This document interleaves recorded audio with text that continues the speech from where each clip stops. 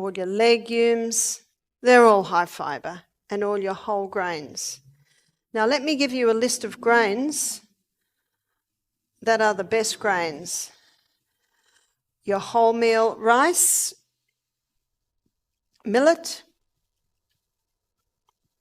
and quinoa, spelt quinoa, buckwheat.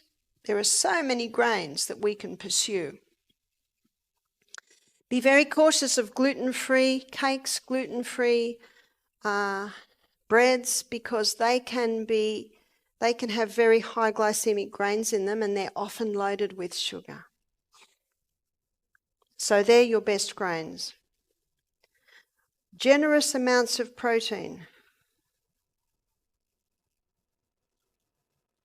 So the best protein is found in your legumes. Let me give you a little tip with legumes.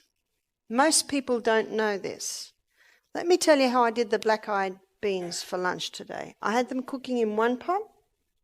In the other pot, I had the tomato and the onion and the ginger and the garlic and the kale and the zucchini.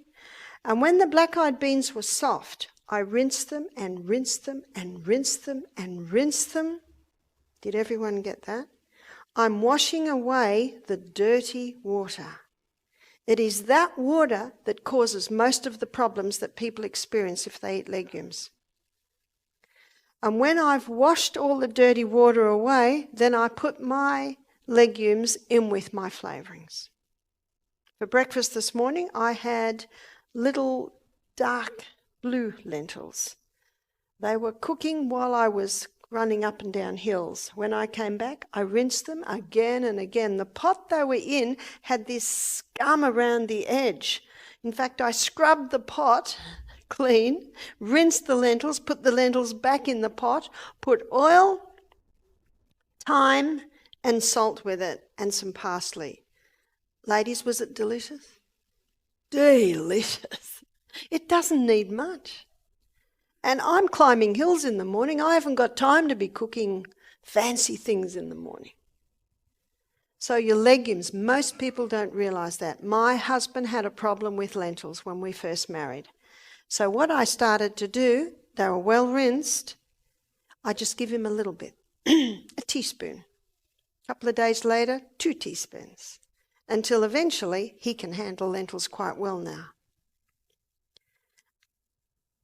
What about tofu? If you can get non-GMO, organically grown tofu, it's safe.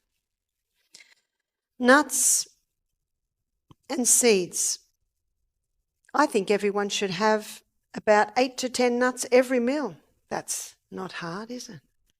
Most people don't do it and then buy a packet of cashews and eat the whole lot. Yeah, just have a few every meal. It's a delicious ending to a meal. And healthy fats.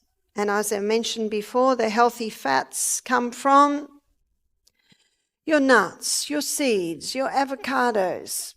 And also, history shows us that the 2 oils that have been used for centuries, and the people that use these oils experienced incredible health, is the coconut oil and the olive oil. Now, Dr. Bruce Fife, he's written about 5 books on the coconut oil. Incredible information in those books. I think that man should be getting a Nobel Prize for the work he's done on coconut oil. Some say, but it's a saturated fat. Some say, but it'll give you heart disease. There is no proof of that. There is no proof of all of that. And you look at the island people. When Captain Cook arrived, he was confronted with the most magnificent specimens of humanity he had ever seen. What did they eat every meal? Every meal. Coconut. What's the size today of the island people? Oh, they're very big. What are they eating? Here it is. What have they stopped? The coconut. It's not the coconut, it's because they've stopped the coconut. That's the problem. And low carbs. What about sugars? Now, last night a man asked me about stevia. Now, stevia is a sugar that does not get a pancreatic response with insulin. If you use too much, it gets a bit of flavour, but I think it's a good idea to train the taste away from the sweets. If a person has a diabetic, they really have to be very cautious with even maple syrup or honey, the natural sugars. Some say, isn't sugar a natural sugar? Sugar is as closely related to the sugarcane plant as heroin is to the poppy plant. Nothing wrong with sugarcane. It's the pure acid that's been extracted, and that is the sugar. So for a diabetic, a little bit of sweetening, they could use stevia, also coconut sugar or palm sugar, which is the nectar, crystallized nectar from the flower of the palm. So it's also an unrefined sugar. What about dried fruit with a diabetic? Don't touch it. Very high glycemic index. And remember, it's not forever. It's just until you conquer it. And once you've conquered it, then you may have a little bit. I have seen many conquer it. What about type 1 diabetes? I have seen type 1 and type 2 diabetes conquered. Sometimes if someone is doing all of this and still struggling, by the way, I'll also put, did I say low GI? 9. It's good to get a glycemic index and know the low GI foods. But I have seen type 1 and type 2 diabetics conquer their diabetes. It takes a little bit of work, but the results are well worth it. But sometimes if there's not getting results, one have to check that they don't have exposure to mold and they don't have exposure to chemicals. So the things to be eliminated, I don't know whether I'm going to be able to do this. And this is one more that I have not yet mentioned. And it's something that Australians and New Zealanders love. And it's something that should be eliminated, and that is caffeine. Was that a groan? There is a way to come off the coffee without suffering. People say, do you drink coffee, Barbara? I say, no, I just watch the people suffer. Don't we, Amelia? Day 1, Misty Mountain Health Retreat.